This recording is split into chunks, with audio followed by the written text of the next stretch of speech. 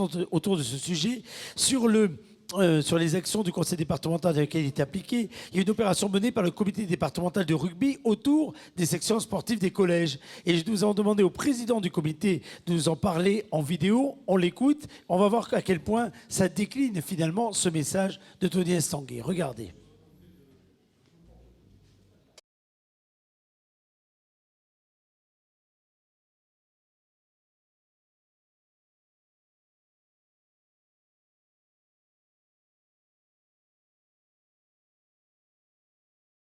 Donc suite à un événement malheureux, donc le décès de Peyo, le petit-fils de mon prédécesseur au comité départemental Alain Farisco, cet enfant est mort à 17 ans d'une mort subite.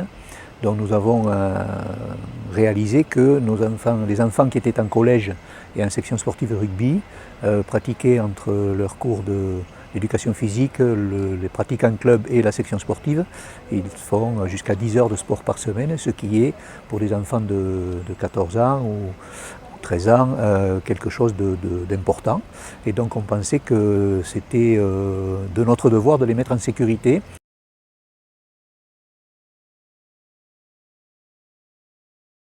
Nous avons privilégié, suite aux recommandations de professeurs de cardiologie, la tranche des 4e et 3e, c'est-à-dire 13 et 14 ans. Pourquoi? Parce qu'à partir de cet âge-là, on commence à avoir une constitution cardiaque identique à celle d'un adulte. Et donc on peut déjà commencer à déceler les malformations qui auparavant ne seraient pas décelables. Donc nous avons ciblé sur les 4e et les 3e des collèges des sections sportives de rugby.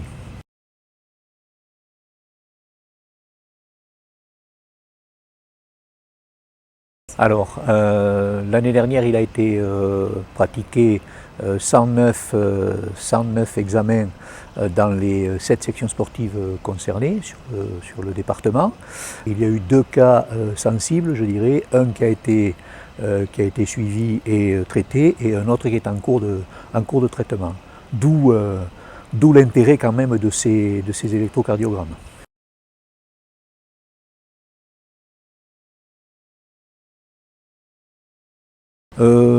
Ça a pris un peu de temps pour qu'on le mette en œuvre, mais aujourd'hui on a une procédure qui est bien claire entre l'éducation nationale et nous.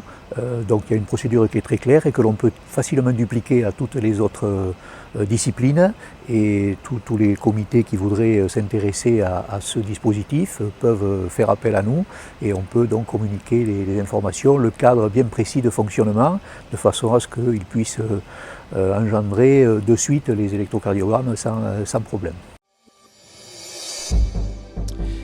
Un exemple parmi tant d'autres des applications du département, Nicolas. Oui, et Bernard Dupont, on a envie de vous demander si ce genre d'opération peut se reproduire. Là, c'était avec le comité départemental de rugby. Alors, on s'est laissé dire, vous avez discuté avec Emmanuel Macron quand il était là à Orthez. Est-ce que vous avez parlé de cette campagne d'électrocardiogramme et est-ce qu'il vous a livré un scoop, c'est-à-dire, par exemple, la généralisation de ce genre de choses auprès des collégiens qui pratiquent un sport régulièrement? Cher Bernard, puisque vous êtes un deuxième Bernet à parler à l'oreille du président, que lui avez-vous dit, oui?